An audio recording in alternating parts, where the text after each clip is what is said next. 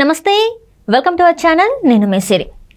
ఏపీలో కేంద్ర బలగాలు జూన్ 4న దాడులు జరిగే అవకాశం ఉందని చెప్పేసి ఇంటెలిజెన్స్ రిపోర్ట్ వస్తుంది. సో జూన్ 19-15 వరకు కూడా కేంద్ర బలగాలని ఏపీలోనే ఉంచాలని చెప్పేసి అయితే ఇంటెలిజెన్స్ అయితే చెప్పడం జరుగుతుంది. మరి ఏం జరగబోతుంది అక్కడ అనేది మనకి వివరించడానికి మనతో పాటు ఉన్నారు ప్రముఖ సీనియర్ జర్నలిస్ట్ డివిఎస్ గారు. నమస్కారం సార్. నమస్తే సార్, ఇప్పుడు చూస్తున్నట్టయితే ఇంటెలిజెన్స్ రిపోర్ట్ ప్రకారం ఏంటంటే జూన్ 4న బీభత్సం జరగబోతుంది, దాడులు జరగబోతున్నాయి ఏపీలో అని చెప్పేసి అయితే ఇంటెలిజెన్స్ రిపోర్ట్ ఉంది. సో కేంద్ర బలగాలని జూన్ 15 వరకు కూడా ఉంచాలి, 19 వరకు కూడా ఉంచాలని చెప్పేసి అంటున్నారు. అసలు అక్కడ ఏపీలో ఇప్పుడు పరిస్థితి ఎలా ఉంది అండ్ జూన్ 4 వరకు ఎలాంటి పరిస్థితులు మనం చూడబోతున్నాం సార్? కేంద్రానికి కొరుకుడు పడిన రాష్ట్రం ఏదన్నా ఉందంటే ఆంధ్రప్రదేశ్. ఆంధ్రప్రదేశ్లో శాంతి భద్రతల నిర్వహణ కత్తి మీద సాముగా మారింది. ఎందుకంటే ఆంధ్రప్రదేశ్ అంటే కత్తులతో సావాసం, బాంబులతో గేమ్స్, గొడ్డళ్లతో చెడుగుడు. అక్కడ అన్ని రకాల నేరాలు మనం చూస్తున్నాం. ఇప్పుడు ఏంటంటే అది హెవెన్ ఆఫ్ క్రిమినల్స్గా మారింది. హెవెన్ ఆఫ్ క్రిమినల్స్, నేరగాళ్ల స్వర్గంగా మారిన రాష్ట్రం ఆంధ్రప్రదేశ్. గత 5 ఏళ్లలో అది బాగా పెచ్చుమీరిపోయిన పరిస్థితుల్లో అటు మాఫియా పాలన సాగింది. ప్రధాని మోడీ, అమిత్ షా, రాజ్నాథ్ సింగ్ వీళ్ళందరూ చేసిన విమర్శలు కూడా మొన్న ఎన్నికల ప్రచార సభల్లో దీని మీదే.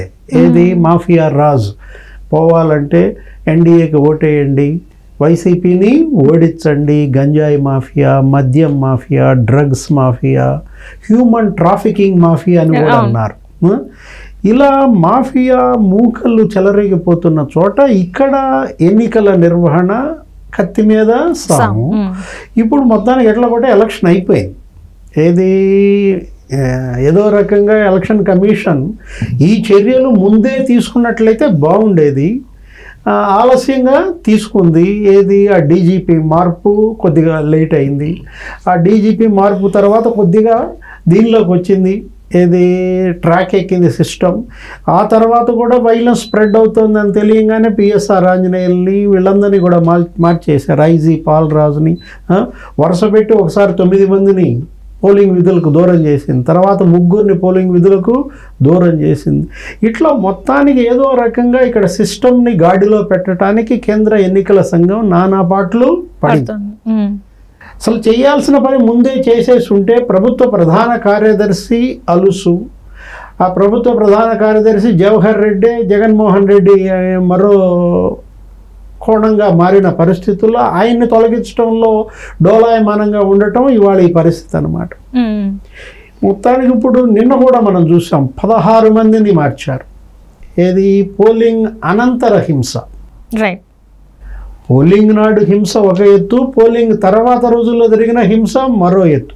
యాక్చువల్గా మనం పోలింగ్ అయిపోగానే ఏమనుకున్నాం, అమ్మాయ ఎట్లా పోలింగ్ పూర్తయింది, రీపోల్ కూడా ఏమీ లేవు, అంతా లైటర్ వేలోనే పోయిందిలే అనుకున్నాం. ఎక్కడో అడప 2-3 చోట్ల జరిగాయి, పల్నాడులో, రాయలసీమలో.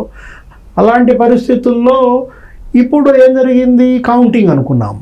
కౌంటింగ్ మరి జూన్ 4 కౌంటింగ్ రాగానే ఇంకేం జరుగుద్దో, ఎంత వైలెన్స్ స్ప్రెడ్ అవుద్దో.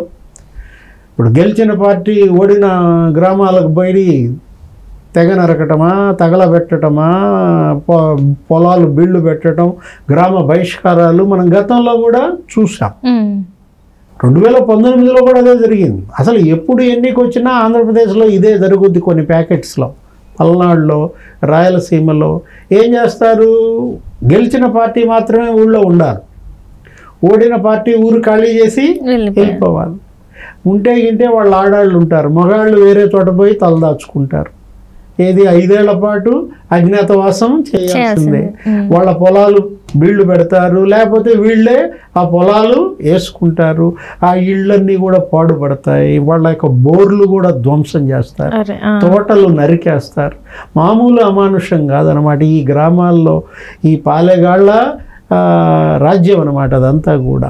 ఫ్యూడలిజం ఇంకా ఇప్పటికీ ఆంధ్రప్రదేశ్లో అనేక ప్రాంతాల్లో బలంగా ఉందన్నమాట. పెత్తందారీ వ్యవస్థ. అక్కడ స్వేచ్ఛ ఉండదు, అక్కడెవరు నోరెత్తే పరిస్థితి ఉండదు. ఇలాంటి పరిస్థితుల్లో ఇప్పుడు మనం ఊహించని రీతిలో ఏం జరిగింది, పోలింగ్ అనంతర హింస స్ప్రెడ్ అయింది. అవును సార్.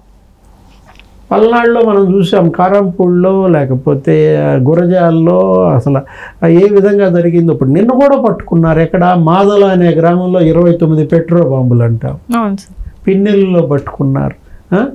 ఇట్లా పెట్రో బాంబులు, అసలు అక్కడ బాంబులు కూడా గమ్మత్తుగా తయారు చేస్తారన్నమాట. ఏంటి, ఆ బాంబు పేలితే అది ఒక్కసారిగా పెట్రోల్ ఉంటుంది బాంబులో, అది ఒక పెద్ద మంటగా ఇదైపోతుంది. ఇక అది తగలబడుతుంది. ఆ ఇల్లు అయితే ఇల్లు, అక్కడ ఉన్నదైతే ఉన్నది. మనకి తెలిసిన బాంబులు ఏంటి, సౌండ్ బాంబ్స్.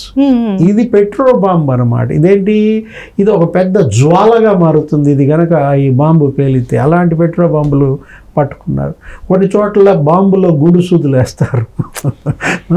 నరకం అన్నమాట. ఏది, వాళ్ళకి ప్రాణాలంటే చెలగాటం. మనిషి ప్రాణాలంటే అక్కడ వాళ్ళకి అసలు లెక్కలేదు. మనం చూసాం పల్నాడులోనే ఏదో ఊళ్ళో ఆ చంద్రయ్య యాదవ్ అనే అతన్ని పొట్టేలు గొంతు కోసినట్టుగా కోసారు. అప్పటిని కింద తొక్కి ఏదో కోడి గొంతు కోసినట్టుగా కోసి ఆ వీడియో కూడా వైరల్ అయింది. ఆ విధమైనటువంటి హింస. అసలు ఎలక్షన్ వస్తే చాలు అక్కడ పొలిటికల్ వైలెన్స్ పెరిగిపోతుంది అనమాట. ఇప్పుడు కేంద్రం నిర్ణయం చేసింది, 16 మంది అధికారులు మార్చేసింది. ఒక కలెక్టర్, 3 ఎస్పీలు, ఒక 12 మంది డిఎస్పీలు, సిఐలు. వీళ్ళు ఇప్పుడు ఆ బిందు మాధవ్ని మార్చారు, ఆ కృష్ణకాంత్ పటేల్ని మార్చారు, 2 ఎస్పీలని. కానీ వాళ్ళు వచ్చింది 4 రోజులు అయింది. మొన్నే వాళ్ళని మార్చింది. వాళ్ళకి ఇంకా అక్కడ ఏమి ఆనుపానులు తెలియదు. అంటే యాక్చువల్గా ఉన్నతాధికారులను మార్చినంత మాత్రాన జరగదు. ఇక్కడ ఏం జరుగుతుంది, గ్రౌండ్ లెవెల్లోనే వీళ్ళు వాళ్ళతో మిలాఖత్ అయిపోతున్నారు. పోలీసులో కదలికల గురించి పోలీస్ క్షేత్రస్థాయిలో ఉన్న పోలీసే ఎమ్మెల్యేలకి చేరేస్తున్నాడు. మా డిఎస్పీ వస్తున్నాడు, మా సిఐ వస్తున్నాడు, లేదు మీ ప్రత్యర్థి పలానా పార్టీ వాడు వెహికల్స్లో ఆ రోడ్డు మీద పోతున్నాడు. ఇలా వీళ్ళే కొరియర్స్గా మారి, వాళ్ళకి వీళ్ళే కోవర్టులుగా మారి పోలీస్ని ఇలా భ్రష్టు పట్టించారంటే ఏ స్థాయిలో వాళ్ళని కొనేశారో అర్థమవుతుంది. ఇప్పుడు రేపేం జరుగుతుందో అనే భయం. ఇంకా ఎన్ని రోజులు ఉంది, ఇంకా నీకు 15 రోజులు నడవాలా. జూన్ 4వ తారీఖు ఎలక్షన్ కౌంటింగ్ అంటేనే భయపడిపోతున్నారు. అందుకే వీళ్ళని పిలిపించింది. ఎవరిని, డీజీపీని పిలిపించింది, సిఎస్ని పిలిపించింది, ఇంటెలిజెన్స్ చీఫ్ని పిలిపించి సిఈసి రాజీవ్ కుమార్ తలంటి పోసాడనమాట. ఇప్పుడు మేము ఆదేశాలు ఇస్తాం, మీరు వాటిని ఇంప్లిమెంట్ చేయాలి. మీ దగ్గర ఇంటెలిజెన్స్ ఉంది, మీకు సమాచారం తెలియదా, ఏ ఊళ్ళో ఏం జరుగుతుందో, ఎవరెక్కడ గ్యాదర్ అవుతున్నారో ఎప్పటికప్పుడు సమాచారం మీ దగ్గరకు వచ్చినా కూడా మీరు ఎందుకు ఉపేక్షిస్తున్నారు అని చాలా సీరియస్ అయిందనమాట. వెంటనే వీళ్ళందరినీ మార్చేసింది. ఇప్పుడు వీళ్ళకి ఈ హింస విధ్వంసాలకు పాల్పడటానికి సహకరించిన పోలీస్ అందరినీ మీద కూడా ఒక సిట్ వేసింది. మనకి 2 రోజుల్లో నాకు నివేదిక రావాలని అడిగింది. చార్జ్ షీట్స్ తనకు తెలియకుండా ఎత్తేయడానికి వీలు లేదని. రేపొద్దున 4వ తారీఖు మరి ఏం జరుగుతుంది అనేది ఇంటెలిజెన్స్ రిపోర్ట్ కూడా తీసుకుంది. ఆ ఇంటెలిజెన్స్ రిపోర్ట్లో ఏముంది, ఇంకా ఏదైనా జరగచ్చు మీరు కనుక కంట్రోల్ చేయకపోతే అనేసరికి ఉక్కుపాదం మళ్ళీ మోపుతుంది అనమాట. ఇప్పటికే 1,00,000 మంది ఇక్కడ దిగారు. ఇప్పుడు 25 కంపెనీల సిఆర్పిఎఫ్ కేంద్ర పారా మిలిటరీ బలగాలను ఇక్కడే కంటిన్యూ చేయమని, ఎప్పటిదాకా కౌంటింగ్ అయిన 15 రోజులు కూడా ఇక్కడే ఉంచమని. ఈ 1 నెల రోజులు క్రూషియల్. ఇప్పుడు ఈ 15 రోజులు జూన్ 4 దాకా, జూన్ 4 నుంచి 19 దాకా ఆ 15 రోజులు, ఈ 1 నెల రోజులు ఇవాళ కాపాడుకోవాలా. ఎవరు, కేంద్ర ప్రభుత్వం, కేంద్ర ఎన్నికల సంఘం 1,00,000 మందిని దించారు. 4,500 మంది పోలీసులు కర్ణాటక నుంచి తెప్పించారు. 3,500 మంది పోలీసులు తమిళనాడు నుంచి రప్పించారు. అంటే అక్కడ ఎలక్షన్స్ అయిపోయాయి. ఇంకా వీళ్ళు కాకుండా ఎక్స్ సర్వీస్ మెన్ ఉన్నారు, వాళ్ళకు 2,000 మంది ఉంటారు. 25 కంపెనీల సిఆర్పిఎఫ్ ఆర్మ్ రిజర్వ్డ్ పోలీస్ అనమాట, సాయుధ బలగాలు, పారామిలిటరీ బలగాల పర్యవేక్షణలో ఇవాళ ఆంధ్రప్రదేశ్ ఉంది. ఇప్పుడు ఈ 15 రోజులు స్ట్రాంగ్ రూములు భద్రత. ఇప్పుడు మొత్తం నీకు ఈవీఎంలు ఎన్ని ఉన్నాయి, 1,60,000 ఈవీఎంలు ఉన్నాయి. నీకు 4 లక్షల మంది ఓటర్లు ఉన్నారు ఇక్కడ. 1,60,000 ఈవీఎంలు, మళ్ళీ వీవీప్యాట్స్ 1,60,000. ఇవన్నీ కూడా ఎక్కడ పెట్టారు, నీకు 350 స్ట్రాంగ్ రూముల్లో భద్రపరిచారు. ఇవాళ అక్కడ చాలా బందోబస్తు. ఎందుకంటే మనం చూసాం తిరుపతిలో పులివర్తి నాని మీద దాడి జరిగింది ఎక్కడ, స్ట్రాంగ్ రూమ్ ఉన్నటువంటి యూనివర్సిటీ. అవును సార్. ఆయన హత్య యత్నం, ఆయన గన్మెన్ కూడా నీకు గాల్లో కాల్పులు జరిపి అతన్ని కాపాడుకోవాల్సిన పరిస్థితి. ఇప్పటికీ అతను హాస్పిటల్లో ఉన్నాడు. పులివర్తి నాని. అసలు నాగార్జున యూనివర్సిటీ స్ట్రాంగ్ రూమ్ భద్రత గాల్లో దీపం. అక్కడ 450 మంది సీఎం స్పెషల్ సెక్యూరిటీ అక్కడ సమావేశం పెట్టుకోవటం, ఏదో పార్టీ చేసుకోవటం, దానిపైన ధూళిపాళ్ల నరేంద్ర కుమార్ ధ్వజమెత్తటం, అది స్ట్రాంగ్ రూమ్.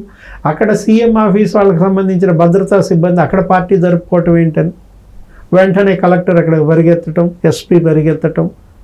స్ట్రాంగ్ రూమ్లో బందోబస్తు చేయాలి. ఎప్పుడు ఈ 15 రోజులు కంటికి రెప్పలాగా కాపాడుకోవాలి. ప్రజా తీర్పు అందులో నిక్షిప్తమై ఉంది. మీరందరినీ ఓటేయమని పిలిపించారు కదా, మీరు పిలిపించినందుకు 82% మంది ఓటర్లు చైతన్యవంతులై ఓటేశారు కదా. మరి ఆ ఓటుని కాపాడాల్సింది ఎవరు? పోలీసులు. కేంద్ర ప్రభుత్వం, రాష్ట్ర ప్రభుత్వం ఇవాళ స్ట్రాంగ్ రూముల భద్రత ఇవాళ ఒక ఛాలెంజ్. 15 రోజులు, మళ్ళా రాబోయే 15 రోజులు కౌంటింగ్ అయిన తర్వాత రాష్ట్రాన్ని కాపాడాలి. అవును సార్. పల్నాడు కాపాడుకోవాలి, రాయలసీమని కాపాడుకోవాలి. ఎక్కడైతే అత్యంత సమస్యాత్మక ప్రాంతాలు ఉన్నాయో, సమస్యాత్మక గ్రామాలు ఉన్నాయో వాటన్నిటినీ కూడా వీళ్ళు పరిరక్షించాలా. అక్కడ ఏం జరుగుతుంది, ఎప్పుడేం మూమెంట్ ఉంది, వీళ్ళందరినీ కూడా హౌస్ అరెస్ట్ చేయాలి. ఈ 15 రోజులు హౌస్ అరెస్ట్ చేయాల్సిందే.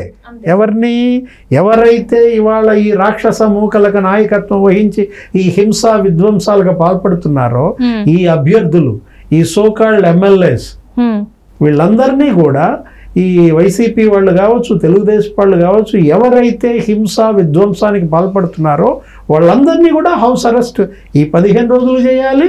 మళ్ళీ ఆ 15 రోజులు కూడా చేయాలి. అంటే ఆల్రెడీ డీజీపీని ఇంకా సిఎస్ని కేంద్ర ఎన్నికల సంఘం పిలిపించింది అని కూడా చెప్పి మనకి వార్తలు ఉన్నాయి. వెళ్ళారని కూడా వార్తలు ఉన్నాయి, చివాట్లు పెట్టారని కూడా వార్తలు ఉన్నాయి. మరి ఇప్పటికేమైనా చర్యలు తీసుకునే అవకాశం ఉందా? ఆయన జగన్మోహన్ రెడ్డి గారు ఈ రోజు లండన్ వెళ్తున్నారు, ఎందుకు అందరు పట్టనట్టున్నారు? అసలు రాష్ట్రానికి గురించి లండన్ వెళ్తున్నానంటే జనం భయపడుతున్నారు. ఎందుకంటే జగన్మోహన్ రెడ్డి లండన్ వెళ్ళిన ప్రతిసారి ఇక్కడ ఏదో ఒకటి జరుగుతుంది. ఈసారి జరగకముందే ఇంత జరిగింది, వెళ్ళకముందే ఇంత జరిగింది, మరి వెళ్ళిన తర్వాత అని చెప్పేసి కూడా ఊహాగానాలు ఉన్నాయి, ఏం జరగబోతుందో అని చెప్పేసి ప్రజల్లో అయితే భయాందోళన ఉంది. మరి ఏమైనా జరిగే అవకాశం ఉన్నాయంటారు? మొదటిసారి లండన్ వెళ్ళినప్పుడు కోనసీమలో అల్లర్లు జరిగాయంట. రెండోసారి లండన్ వెళ్ళినప్పుడు చంద్రబాబుని జైల్లో పెట్టారు 53 రోజులు. ఇప్పుడు మళ్ళా లండన్ వెళ్తున్నాడు రా నాయన, మరి రేపేమో అక్కడి నుంచి ఏం స్కెచ్ చేస్తాడు, ఇక్కడ స్కెచ్ చేసి అసలు లండన్ వెళ్తున్నాడా, అక్కడ ఇచ్చే ఆదేశాలేంటి, ఇక్కడ ఇంప్లిమెంట్ చేసే ఆదేశాలేంటి, అనేక భయాందోళనల మధ్య ఇవాళ ఆంధ్రప్రదేశ్ అల్లల్లాడిపోతాను. Right sir, right. Thank you so much sir. నమస్తే.